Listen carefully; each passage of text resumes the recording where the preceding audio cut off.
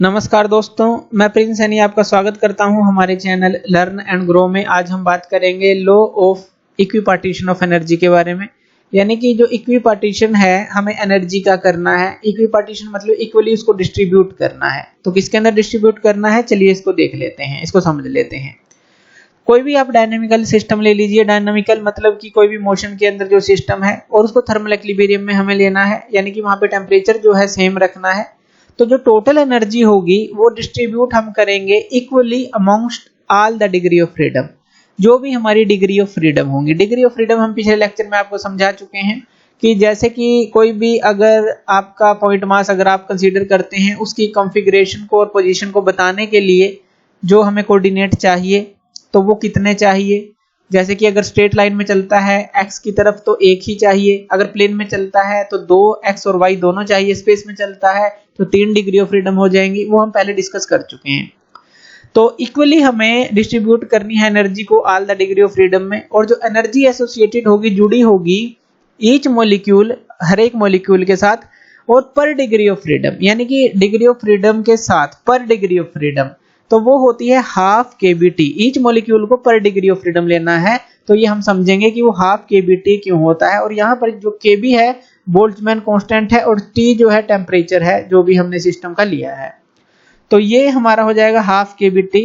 अब अगर हम बात करें कि जो काइनेटिक एनर्जी ऑफ ट्रांसलेशन है सिंगल मॉलिक्यूल की, वो क्या होती है। अब हमने पहले ही इक्वेशन निकाली थी, अगर आपके ध्यान हो, हाफ mc², ये किसके बराबर होती है हमारी, ये 3/2 kBt के बराबर होती है।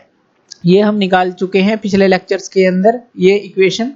अब काइनेटिक एनर्जी जो होती है ऑफ ट्रांसलेशन की अगर हम बात करें, ट्रांसलेशन यानी कि एक पॉइंट से दूसरे पॉइंट की तरफ मूव करना, सिंगल मॉलिक्यूल की अगर हम निकालते हैं तो वो हमारे पास क्या हो जाएगी, एक्स एक्सिस के लिए हाफ mvx का स्क्वायर, y के लिए काइनेटिक एनर्जी की बात कर रहे हैं हाफ mvy², और z के लिए हाफ mvz²। ये हमारे पास हो जाएगी। सिंगल मॉलिक्यूल की बात कर रहे हैं कि vx के लिए अलग, x एक्सिस के लिए, y के लिए अलग और z के लिए अलग, यानी कि ये vx vy vz क्या है, वेलोसिटी के कंपोनेंट हैं।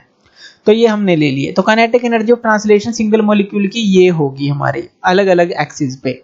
अब अगर हम इसकी एवरेज निकाल लेते हैं थर्मल इक्विलिब्रियम पे, अगर हम एवरेज वैल्यू निकालें काइनेटिक एनर्जी ऑफ जो ट्रांसलेशन एनर्जी है हमारी, तो काइनेटिक एनर्जी ऑफ ट्रांसलेशन की मॉलिक्यूल की अगर वैल्यू निकालते हैं तो हम इन तीनों को ऐड कर देंगे, इन तीनों को ऐड कर देंगे। अब यहाँ पर थोड़ा सा आपको क्या करना है, एडिशन के अंदर यहाँ से अगर आप हाफ m को कॉमन निकाल लें तो यहाँ आपके पास क्या बचता है, ये बचता है vx का स्क्वायर प्लस vy का स्क्वायर प्लस vz का स्क्वायर।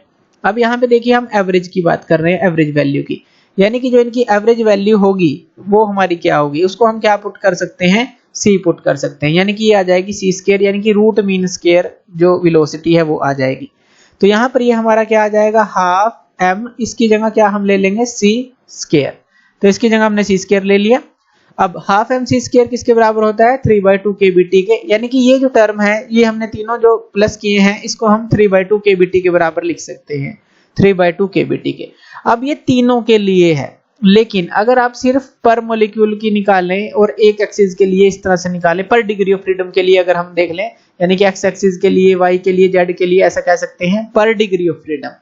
तो ये है हमारी 3/2 kBt। तो इसके हम 3 हिस्से कर देंगे। 3 हिस्सों क्या मतलब है कि जो हमारी कोई भी प्रेफर्ड डायरेक्शन ऑफ मोशन तो है नहीं, तो vx के लिए अगर हम बात करें तो ये हाफ kBt आ जाएगी, क्योंकि वो 3/2 kBt था। तो हाफ kBt इसके लिए, इसी तरह से हाफ mvy² भी हाफ kBt के बराबर, और हाफ mvz² भी हाफ kBt के बराबर।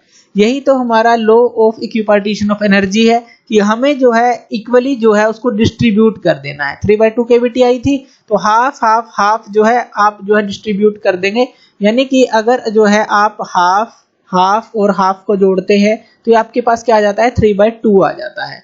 तो 1/2 kBt, 1/2 kBt और 1/2 kBt आप जो है इनके लिए अलग अलग डिस्ट्रीब्यूट कर देंगे। तो ये था हमारा law of equipartition of energy. तो थैंक यू वीडियो देखने के लिए, और इसी तरह की वीडियोस के लिए आप हमारे चैनल लर्न एंड ग्रो पे हमें सब्सक्राइब कर सकते हैं।